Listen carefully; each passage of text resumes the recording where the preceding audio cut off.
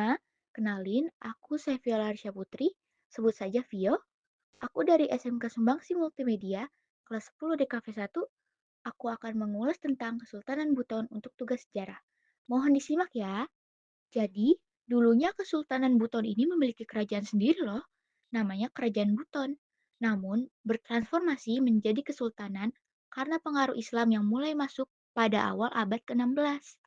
Nah, Kesultanan Buton ini terletak di Sulawesi Tenggara, didirikan pada abad ke-14 oleh kelompok Mia Patamiana, dan bahkan telah disebut dalam kitab Negara Kertagama 1365 sebagai Butuni. Lalu, kelompok Mia Patamiana ini terdiri dari 4 orang, yaitu si Panjonga, si Malui, si Tamanajo, dan si Jawangkati. Mereka berasal dari Semenanjung Malaya dan mendirikan pemukiman bernama Wolio yang kini menjadi bagian dari Bau-Bau. Aku juga mau ngasih tahu nih, kalau sistem pemerintahan Kesultanan Buton itu cukup unik loh, dengan badan-badan yang bertindak sebagai eksekutif, legislatif, dan yudikatif. Ada juga dua golongan elit utama dalam pemerintahan, yaitu Kaumu yang adalah golongan bangsawan tempat sultan dipilih, lalu Wakala yang ini adalah kelompok adat yang berperan dalam pemerintahan. Hmm, kehidupan sosial dan budayanya gimana ya? Jadi, masyarakat Buton tuh dibagi menjadi 4 kelas sosial. Ada kaum yang berisi para bangsawan yang berhak memilih sultan, ada juga wakala yang berisi para penguasa elit, lalu ada papara yang adalah para penduduk desa, hingga batua, yaitu para budak yang kemudian dihapuskan pada tahun 1906. Oh iya, bahasa yang umum mereka gunakan adalah bahasa Wolio, Cia-Cia, dan Moronene. Nama-nama dari bahasa tersebut cukup unik ya. Kesultanan Buton ini juga memiliki tradisi imunisasi tradisional loh, namanya pedole-dole. Sesuai pelaksanaannya, tradisi pedole-dole dalam bahasa Buton berarti diguling-gulingkan.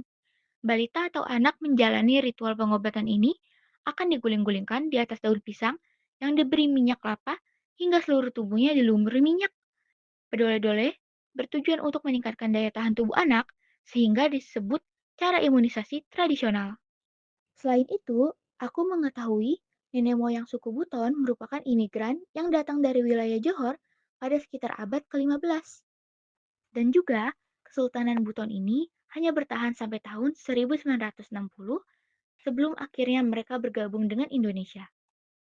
Eh, tapi warisan budaya dan politiknya masih bisa kalian temukan dalam berbagai aspek kehidupan masyarakat Buton hingga saat ini ya. Dan kalian tahu nggak, aku punya fun fact bahwa benteng terbesar di dunia dengan luas 25 hektar berasal dari Kesultanan Buton. Ya, itu adalah benteng Keraton Buton. Benteng ini pernah direbut oleh Portugis loh, tapi berhasil kembali ke tangan Kesultanan Buton. Keren kan? Kalian mau tahu fun fact lain nggak? Aku masih punya loh. Jadi, salah satu keunikan suku Buton adalah sebagian kecil masyarakatnya memiliki mata berwarna biru cerah.